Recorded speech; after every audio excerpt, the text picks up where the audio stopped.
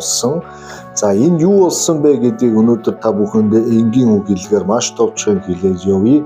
За Охойо мужийн одоо нэг жижигхэн хотод ойролцоогоор нэг 800 мянган хүн амьдардаг. За тэгээ хэд хэдэн их сургууль, коллеж байрладаг учраас жижиг хот гэлтгүй бас гэмт хэргийн гаралт янз байдаг. За ийм учраас одоо тухайн хотод байдаг сургууль, коллежийн удирдлагууд бүх оюутнуудаа байнгын одоо анхаарал болгоомжтой яваарай, сургууль соёлдоо явахдаа найз нөхөдөө хамтдаа яваарай, хаашаа ийшээ явж байгаагаа нэгэндээ байн хэлж байгаарай. Ерөнхийдөө боломж байвал өөрсдөө сургуулийн кампус буюу одоо дотор байранд өрөө мөрөөнд одоо ингээд хэдүүлээ сайхан амьдарч байгаарай. Гадуур дотор одоо байр хөлсөлгөөр бол сургууль соёл одоо ингээд аюулгүй байдлыг чинь хангаж чадахгүй шүү гэдэг тийм мэдээллүүдийг амаар болон бичгээр байн бол хүргэдэг. За тэгээ энэнийг одоо нэг юм болсон гэж байгаа. Тухайн Охойо мужийн одоо сургуулийн дотор байранд амьдардаг хэдэн одоо залуучууд, найзууд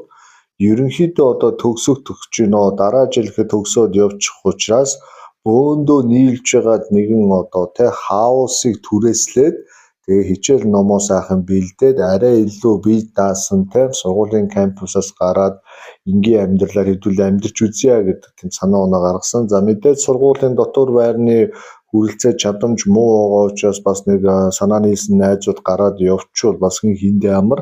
За шинээр ирж байгаа оюутнууд бас нэг аргаа олтлоо бас өөрсдөө дотор байрандаа хямд үнээр аюулгүй газар ажиллаж амьдарч байх нь бол хиндэ бас зүгээр байдаг.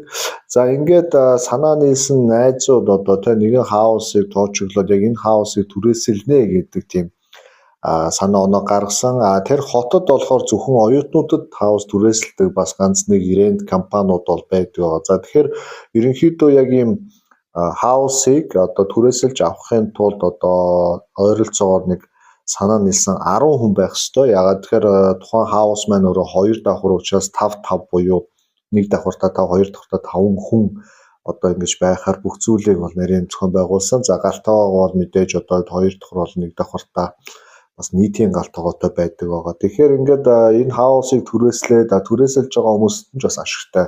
Оюутнууд өөрсдөө бас ингээд байнгын олуулаа учраас одоо хүн болгон дээр контракт гэрээ хийгээд ингээд айтаахан түрээсэлждэг тийм туршлагатай компани энэ хаусыг оюутнуудад түрээсэлсэн. За ингээд яг тухайн үед одоо нөгөө залуучууд маань 10 хүнийхэн тоо гүйцэтгэж яг өөрийнхөө одоо төгсөлтийн найзуудтайгаа уулзахад бол 8